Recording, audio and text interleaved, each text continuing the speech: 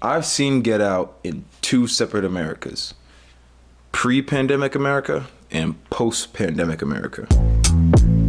I remember when it first came out. My mom and I went to go see it together. I really liked it. She watched the movie. She really liked it. And then she told me it probably wasn't smart to date a white woman in the future.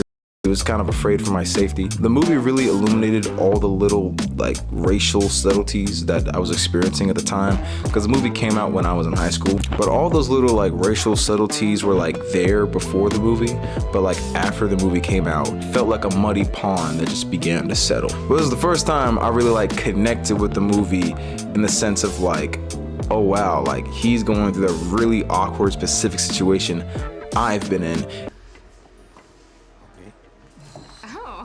Not bad. Hey, Nielsen? I want to give the movie some props real quick. I think it is hands down one of the most specific and detail-oriented films that captivated me. The foreshadowing in this movie is top tier and insane. The acting is top notch. Daniel Kaluuya, that look that he has on his face when somebody says something to him and he hits him with that.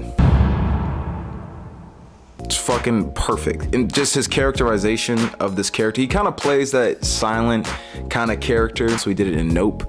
And after watching this movie again, I feel like you really see that silent, kind of not really doing too much kind of from him. And this one, that's where it was born. Because in Nope, it was dialed up to 100. And I got to the point where I was like, what the fuck is he doing? Is this guy actually kind of stupid? The villain, Rose.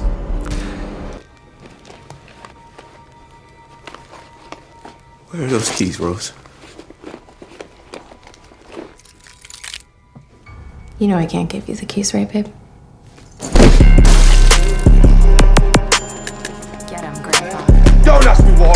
I've just woken up in a fucking steaming mood. Chris was on the phone with his boy Rod, and she joked and said Oh yeah, of course I know that. This is all just a ploy to get to you. It's not too late for us. Okay, get your own. I was like, what the bitch? You know what's really crazy though? That this movie came out in 2017. But the first time watching it in theaters, it felt like it was this resurgence of this Obama American presidency.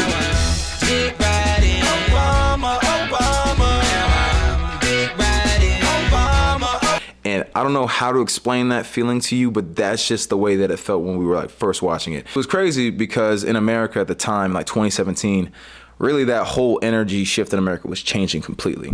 And much like then, there's a new energy that's dying. Because this movie was written for an audience. It takes on a whole new level when there's a crowd of people reacting and feeding off of the energy that the movie gives. Because I remember when I was watching the movie in theaters and people were yelling at the screen, "Get out! Run! Oh no, grandma!"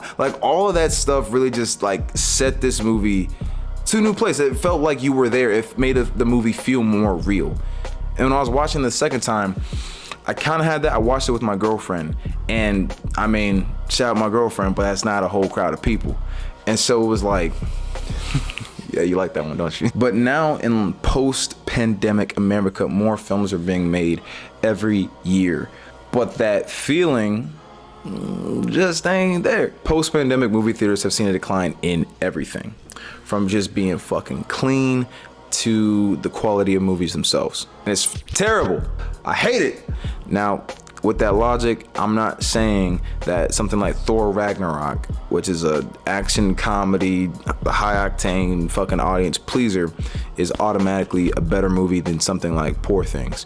What I am trying to say is that being in person with an audience who vibes with the same film that you vibe with is just the overall better feeling. And I feel that with the rise of streaming, like Netflix, Hulu, Disney Plus and all that, those types of movies are suffering. And the crowd is different. But that's the thing. Netflix was never supposed to replace that audience feeling.